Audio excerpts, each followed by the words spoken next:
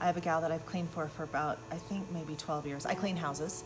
So, and it's kind of a neat opportunity to go into someone's home. And her husband, she's 85. Her husband died a year ago. And that just kind of opened the door to a little bit more need in her life.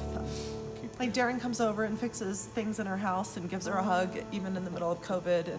And so, you know, we're trying to love her into the kingdom. I specifically have had several conversations with her. The anniversary of his death was October the 4th. And so I went with her to his graveside.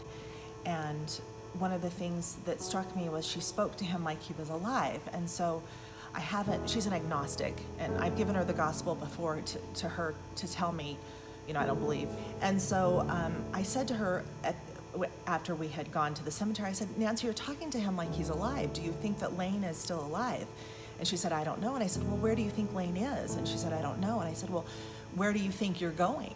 I said, you're speaking to him like he's still there. And she said, I don't know. And I said, well, don't you think you ought to find out? It was really cool. It was really cool. So I feel very strongly that she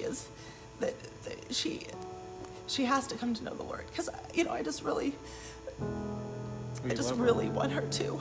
So I feel like that for me is the difference, is making that connection with people and understanding that, you know, this is a soul destined for hell, and Jesus died for you.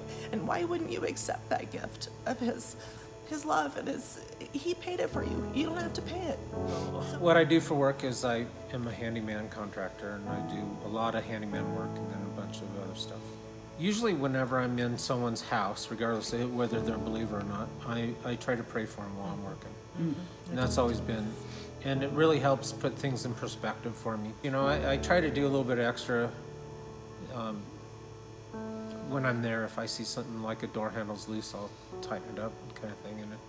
And I always wanted them to know that I was there beyond, you know, the thing. And I always have time for them, or try to have time for them if they want to talk. Our neighbor to the north of us, their swamp cooler was leaking like a sieve. And I mean, it was just running off the roof. And so I went over and I asked them if it'd be okay if I could just fix it. And I did. And over the years, we've taken Christmas trays with cookies and stuff on our baking day, and we've done that. Yeah, you know, you hope that you're planting seeds. I know that without a doubt that, you know, people know that I'm a Christian.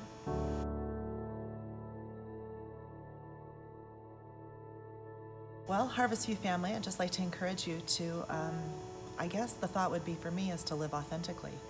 Just be a Christian in all that you do. I think sometimes we, you know, get up and maybe have our quiet time or get in the Word and then forget, you know, and leave it there. And maybe just to encourage you to understand that we're Christians all day, every day, and in our business, at the grocery store, anywhere we go, we're Christians. And I think right now, when the days are dark and evil, it's even more important to be the light, to be the joy. Yeah, I think also that, you know, Scripture says love conquers, you know, and I just think about how that if you sow love, you'll reap love. You know, not that I'm good at it. I don't want to sit up here and think that I have some authority, but let me encourage you just to live out, like Nicole said, just live out your life for Christ. And I think it all just comes into place. Well, Harvest View family, we love you guys, and we're excited to be a part of this new and budding family, and just, you know, looking forward to the days and weeks and months ahead. So we grow together.